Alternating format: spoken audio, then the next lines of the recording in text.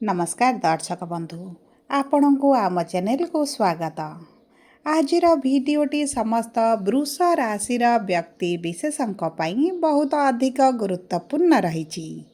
कारण देखु चंद्रग्रहण आपण राशि बा आपण वृष राशि दशम गृह लगी सेथिपाई एही सप्ताहटी आपण जीवन में किछि नूतन घटना घटाइब बा किछि आकस्मिक भाव में आपण जीवन में घटिजिब जहाँ आपण जीवन को संपूर्ण भाव में बदलाई पारे किंबा आपण जीवन में निश्चित भाव में किछि ना किछि परिवर्तन आनिब।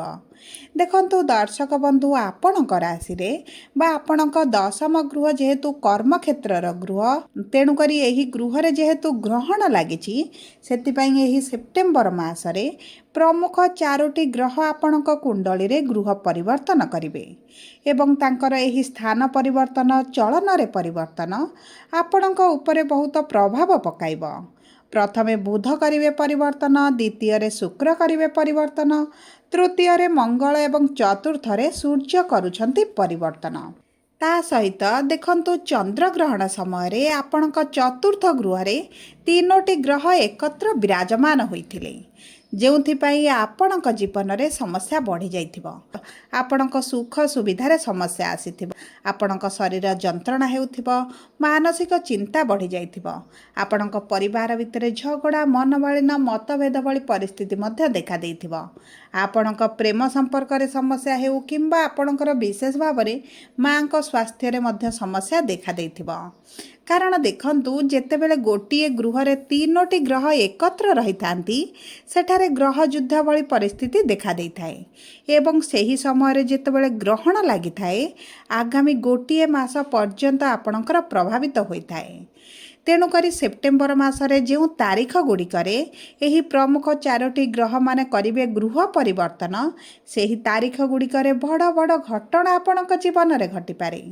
तेबे आसंतु जानिबा आपणकर केउ क्षेत्र रे एही परिवर्तन गुड़िक प्रभाव पकाइब।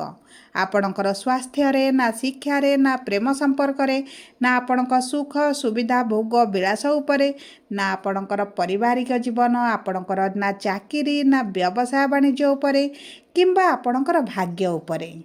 तेबे आसंतु विलंब न करी कार्यक्रमटी को आग को बढ़ाइबा एवं जानिबा आपणकर एही ग्रह मानकर परिवर्तन एवं ग्रहणर प्रभाव आपणक जीवन में दुख कष्ट पीड़ा विशेष भाव मानसिक चिंता आपणकर भरीदेव ना आपणक जीवन में समस्यार बोझ माड़ी बसिब। सेतिपाई आपण आम सह शेष पर्यंत जोड़ी होई रुहंतु।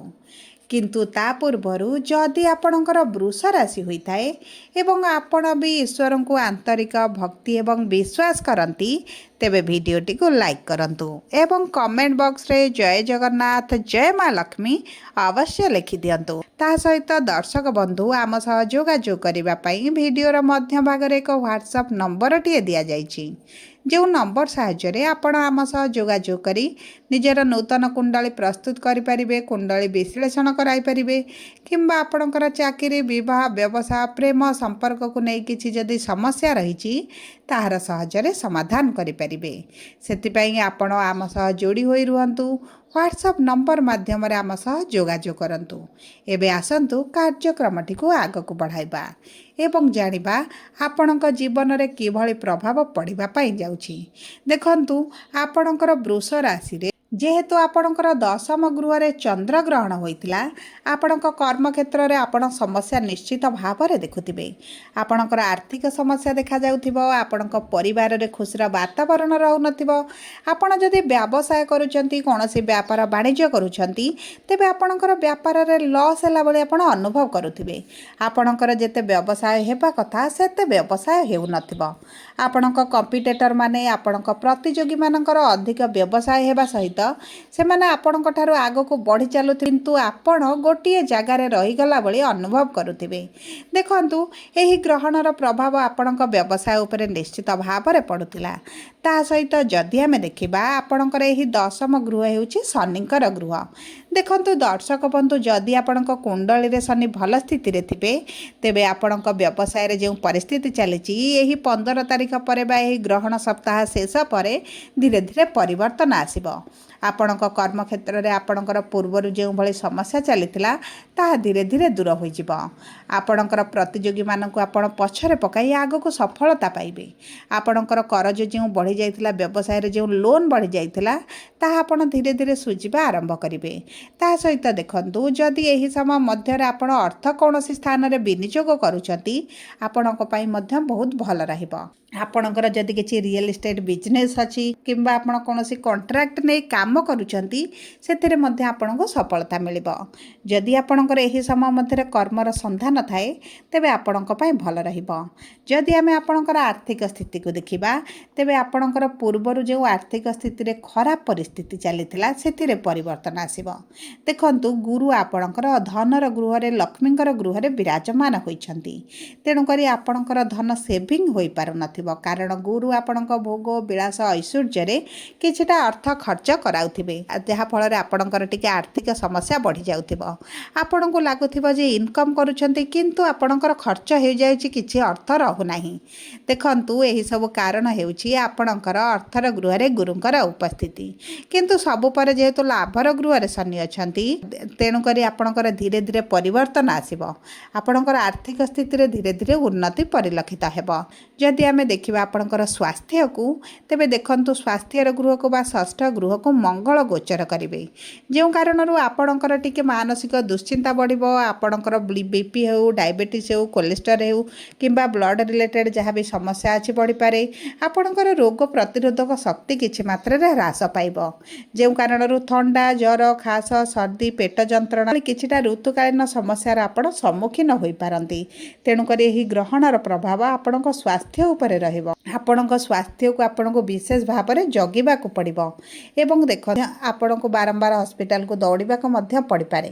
ଯଦି ଆପଣଙ୍କର କିଛି ପୁରୁଣା ସ୍ୱାସ୍ଥ୍ୟ ସମସ୍ୟା ଥିଲା, ବିଶେଷ ଭାବରେ ଆପଣଙ୍କ ମୁଣ୍ଡ ବ୍ୟଥା ହେଉ, ମୁଣ୍ଡରେ ଯନ୍ତ୍ରଣା ହେଉ, ଯଦି କିଛି ଏଭଳି କିଛି ସମସ୍ୟା ରହିଥିଲା ସେ ତାହା ମଧ୍ୟ ପୁନର୍ବାର ବାହାରିପାରେ। ସେଥିପ୍ରତି ମଧ୍ୟ ଆପଣଙ୍କୁ ଟିକେ ଦୃଷ୍ଟି ଦେବାକୁ ପଡ଼ିବ। ଯଦି ଆମେ ଦେଖିବା ଆପଣଙ୍କର ଶିକ୍ଷା କ୍ଷେତ୍ରକୁ, ତେବେ ଦେଖନ୍ତୁ, ଶିକ୍ଷାର ଗୃହକୁ ସୂର୍ଯ୍ୟ ଗୋଚର କରୁଛନ୍ତି।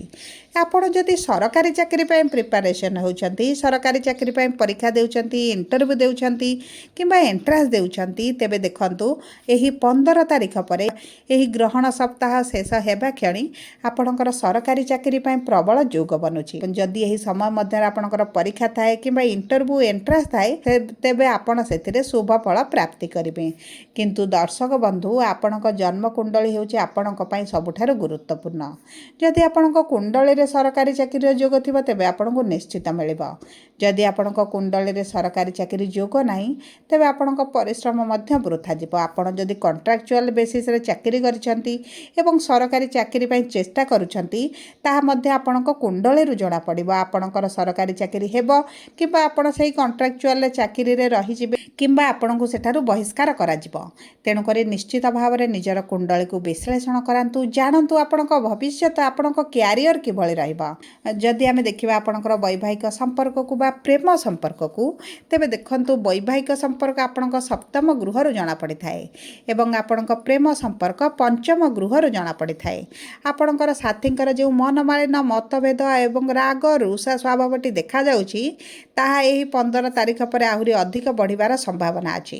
ସେଥିପାଇଁ ଆପଣଙ୍କୁ ଟିକେ ମଜବୁତ ହେବାକୁ ପଡ଼ିବ ଏବଂ ନିଜ ବାଣୀରେ ମଧୁରତା ଆଣି ସମସ୍ତ ପରିସ୍ଥିତିକୁ ସମ୍ଭାଳିବାକୁ ପଡ଼ିବ। ଯଦି ଆପଣଙ୍କ ମନ ଭିତରେ କିଛି ନକାରାତ୍ମକ ଭାବନା ବି ଆସେ, ସେଥିପ୍ରତି ମଧ୍ୟ ଆପଣଙ୍କୁ ଟିକେ ଧ୍ୟାନ ଦେବାକୁ ପଡ଼ିବ। ଦେଖନ୍ତୁ, ଆପଣଙ୍କ ପ୍ରେମ ସମ୍ପର୍କରେ ସେଭଳି କିଛି କୌଣସି ବି ସମସ୍ୟା ଦେଖାଯିବ ନାହିଁ। ଯଦି ଆମେ ଦେଖିବା ଆପଣଙ୍କ ବୈବାହିକ ସମ୍ପର୍କକୁ, ତେବେ ବିବାହର ଗୃହର ସ୍ୱାମୀ ହେଉଛନ୍ତି ମଙ୍ଗଳ, ଯିଏ ଆପଣଙ୍କ ଷଷ୍ଠ ଗୃହରେ ବିରାଜମାନ କରିବେ।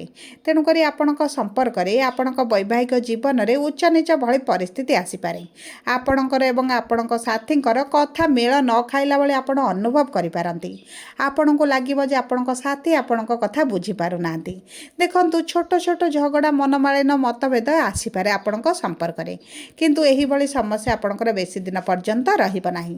କାରଣ ଗୁରୁଙ୍କର ଦୃଷ୍ଟି ଯେହେତୁ ଆପଣଙ୍କର ବିବାହର ଗୃହକୁ ରହୁଛି, ଆପଣଙ୍କ ସାଥୀଙ୍କ ସହିତ ଆପଣଙ୍କ ସମ୍ପର୍କ ମଧ୍ୟ ମଧୁର ହେବ। ଆପଣଙ୍କ ମଧ୍ୟରେ ଭଲ ପାଇବା ବଢ଼ିବ, ଆପଣଙ୍କ ସମ୍ପର୍କରେ ମଜବୁତି ଆସିବ ଏବଂ ଦେଖନ୍ତୁ, ଆପଣଙ୍କର ଯେଉଁ ବାହାର ଲୋକଙ୍କ ହସ୍ତକ୍ଷେପ ଥିଲା, ବାହାର ଲୋକଙ୍କର କଥା ହେଉ, ବାହାର ଲୋକଙ୍କ ପ୍ରୋତ୍ସାହନ ହେଉ, ଯାହା ଆପଣଙ୍କ ସମ୍ପର୍କକୁ ଭାଙ୍ଗୁଥିଲା, ସେହିଭଳି ସମସ୍ୟା ମଧ୍ୟ ଆପଣଙ୍କର ଦୂର ହେବ।